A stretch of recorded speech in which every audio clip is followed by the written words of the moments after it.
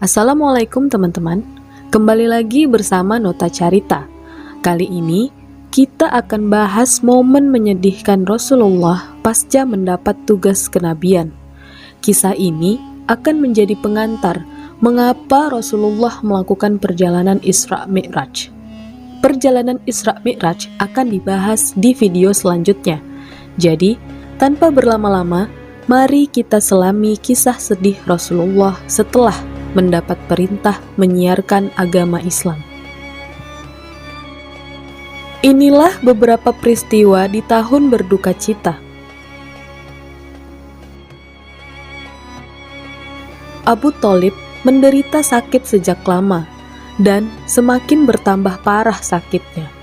Akhirnya, ia meninggal dunia pada bulan Rajab tahun ke-10 dari kenabian.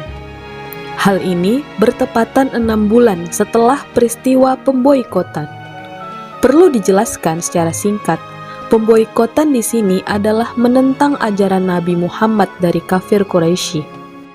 Kembali ke momen meninggalnya Abu Thalib.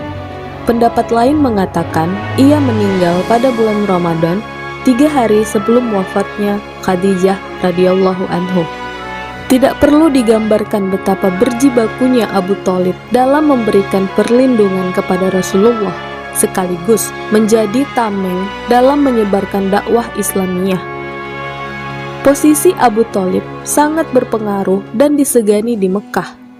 Kehilangan sosok ini, Nabi Muhammad menjadi rentan atas intimidasi kafir Quraisy karena seolah kehilangan perisai. Tetapi sangat disayangkan, Abu Thalib saat ajal menjemput, ia tetap memegang agama leluhurnya, sehingga ia sama sekali tak mendapatkan keberuntungan. Diriwayatkan dari Al-Abbas bin Abu Muthalib, jika Nabi Muhammad pernah bersabda, "Dia, Abu Thalib, berada di neraka dangkal. Kalau tidak karena aku, tentu dia berada di tingkatan neraka paling bawah." Diriwayatkan dari Abu Sa'id Al-Khudri, Nabi bersabda, "Semoga syafaatku bermanfaat baginya pada hari kiamat nanti, sehingga dia ditempatkan di neraka paling dangkal, hanya sebatas tumitnya saja." 2 bulan atau menurut satu pendapat mengatakan 3 hari setelah wafatnya Abu Thalib, Ummul Mukminin Khadijah Al-Kubra menyusul kembali ke pangkuan ilahi. Khadijah wafat pada usia 65 tahun, tepatnya pada bulan Ramadan tahun ke-10 kenabian, sementara Rasulullah saat itu berusia 50 tahun. Khadijah radhiyallahu anhu adalah anugerah terindah bagi Rasulullah. Ia mendampingi dakwah Rasulullah, orang pertama yang mengimani kerasulan Nabi Muhammad, dan rela berkorban harta benda serta jiwa raganya untuk Rasulullah. Meninggalnya istri beliau membuat kekosongan yang sangat mendalam bagi Rasulullah. 2 peristiwa yang membawa kesedihan terjadi pada waktu yang tak terpaut jauh menorehkan duka mendalam bagi Rasulullah, karena pelindung Nabi dalam berdakwah, Abu Thalib, sudah tiada. Kaumnya lebih berani menekan Rasulullah. Hal ini membuat mendung di hati Nabi menjadi semakin menggumpal, sehingga beliau berputus asa menghadapi kaumnya.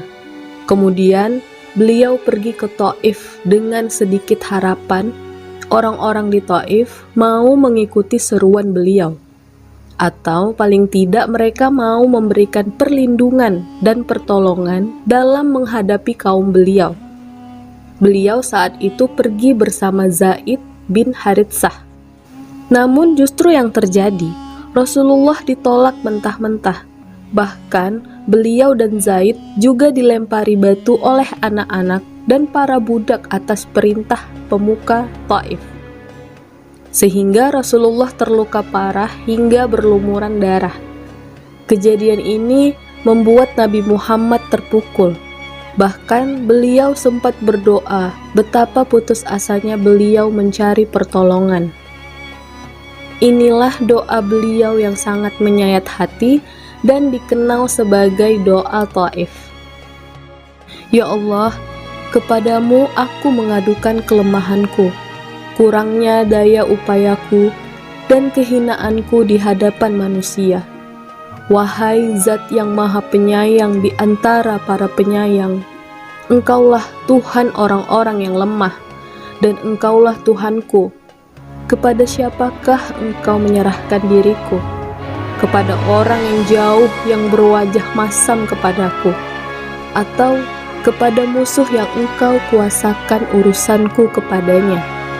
Jika Engkau tidak murka kepadaku, maka aku tidak peduli. Akan tetapi, ampunanmu itu lebih luas bagiku.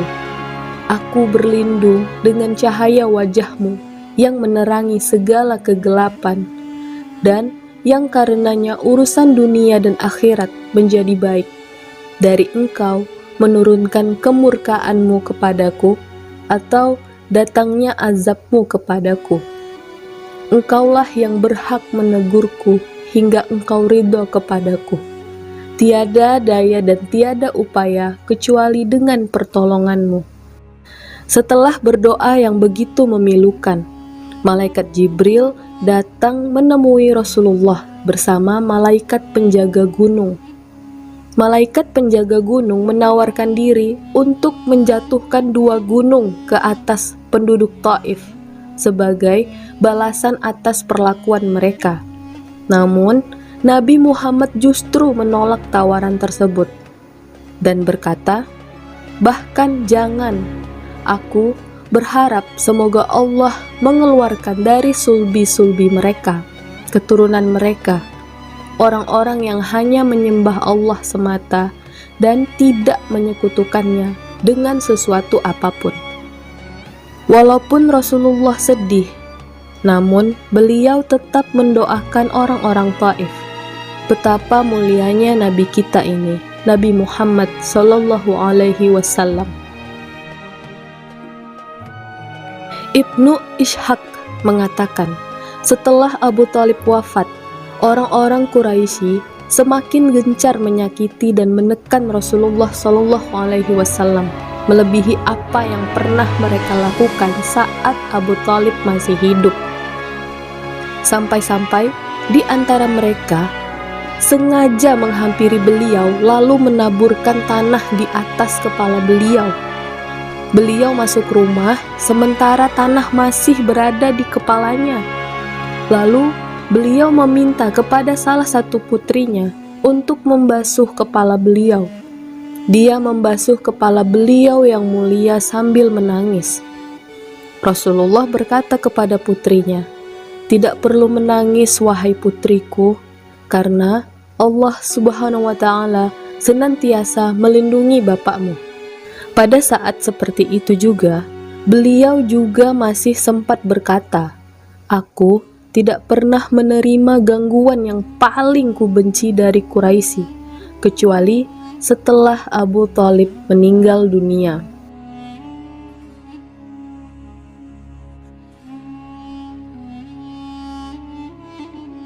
Bagaimana teman-teman? Apakah kalian menangis mendengar kisah ini?